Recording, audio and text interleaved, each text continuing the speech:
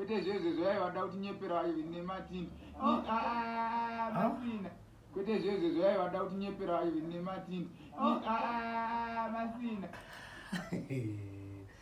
Mangoma devoti levo ziri ibera vandani. In Italian. Enzo Aishala. Say. Inzaga. If this is your first time to be here, don't forget to subscribe and also click the notifications bell icon so that you'll be notified every time we upload more videos. Right, but anonzi Mr. Styles. Mr. Styles, like earlier last year, was it earlier this year? Right, earlier this year.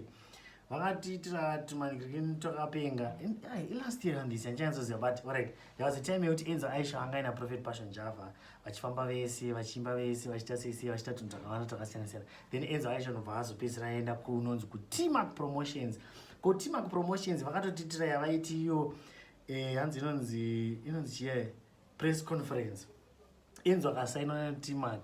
Tikatoona mavideos acharipo on this channel. Then tikatotaiwa zvaita zvakanaka. Then it seems as if utange Enzo Aisha the one thing I personally tried to reach out to Enzo Aisha, and as you know, my Zimbabwean celebrities are Pinterest. So I'm giving you information and on this side. And Enzo Aisha, if he wants to say something, he can always do that. It's not a problem. And I can always come to you. But Enzo Aisha Nana T-Mark, but it seems as if we are not trying to say anything, but we are also trying to say something. And Enzo Aisha question na koma T na Styles wanengo ine tindre andizika vakanga vari muno muZimbabwe. So pane nyaya dzakawanda dziri kungobuda dzekunzi Styles akabuda muZimbabwe because of this reason and that reason. Some of them tichinzoonana hanzi DJ Towers or something like that, of which ipapo iwaya anengangoriwo ma-issues anenge achitaura isitokona kumbotiwo pamwe ma-issues avo ekutadza kuwirirana kwawo or something. But Enzo Aisha has said something. Pane paanga ari hanzi sort of, I think it was a place yanga inovisitira someone hanzi Rick Chasers or something. Then ndobva atanga kutienda inaona watomboda tombota kwenzo Aisha enda wautange DJ Towers asizoti nemhaka vanhu vanoti wautange DJ Towers asizoti mbiri yaDJ Towers imbiri yechi kana kuti imbiri yekutuka Styles here, because ndozvanga kuti DJ Towers vanogara vachiwanzowanzira na Styles, of which nyaya idzi dzonetsa kuti tipindire because vanga vari maface kana vatori maface.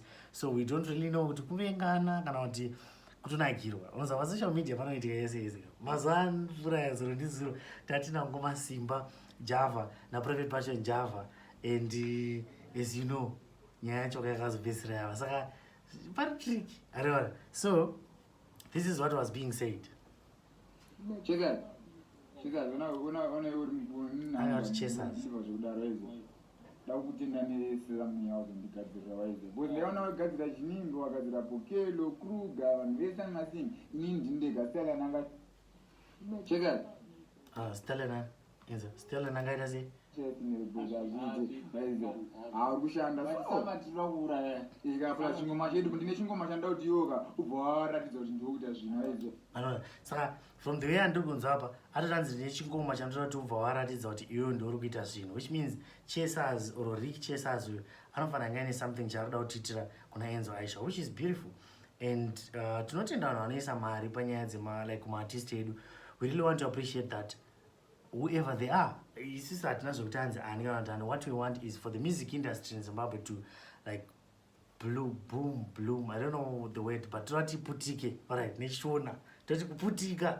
So Rick Chasers, if you are going to be sponsoring Enzo Aisha, we want to say thank you. And Enzo Aisha rambai makabata chimuti muchimhanya nacho sezvatoziva muchiita. Chasers jira azadaro kasha una zimanisha nisha live kushanda ikapla chingoma chedu ndine chingoma chanda kuti yoga ubva waratidza kuti ndikuita zvino izvo anoza chingoma chandoda kuti iwe ubva waita sei. Saka which means panofanira paine song yatiri kuigirwa courtesy of Chasers. So ndo pazotanga kuzoita nyaya chepa ndeapa manje pazotanga kuti vanhu vazotanga kuzoti kwete zvezvo zvaivada kuti nyepera nematini masina kwete zvezvo zvaivada kuti nyepera nematini saka it seems as if vanhu vazhinji hatisi kuti ndo zviri kutaura naenzo aisha, but vanhu vazhinjiwo pasocial media vanenge vakushandisa kuinterpret. Esi totora calculator, totora ruler netape measure, todai tichimeasure, tichiunderline, toita se topedzera tabuda neansa yekuti anogona nga ari kurevani Ngoma Styles. Achiti Ngoma Styles imimi makatinyepera nematindi. So I'd like to hear what you think about this one, and as usual, let me know what you think, and I'll see you in the